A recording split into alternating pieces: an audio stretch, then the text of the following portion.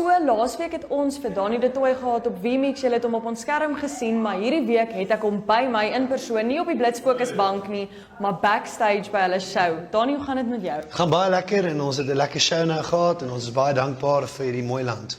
Ek wil vir jou sê, what a show, julle was ongelooflik gewees. Baie dankie. Raak julle ooit moeg om so live op te tree? Of is daar 'n sekere adrenalien wat inskop wat julle doen, wat keer dat julle moeg raak? Wel, die ding is, as jy saam met jou beste vriende is op 'n stage, is dit elke keer soos om te gaan jag of om te gaan visvang, jy weet.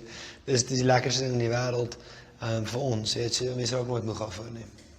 Okay, julle was gisterand in Swakop gewees. Wil jy ons bietjie meer vertel van daai ervaring? Hoe het julle Swakop ervaar? Dis baie anders as Windhoek waar ons nou is. Ek weet die dorp het baie meer kultuur en dis mooier en allerhande sulke goed so. Hoe het jy Swakop ervaar? Ek sal nie sê dis mooier nie. Windhoek het nogal ons almal se harte gesteel, jy weet, en dis nou so mooi groen hier, sal dele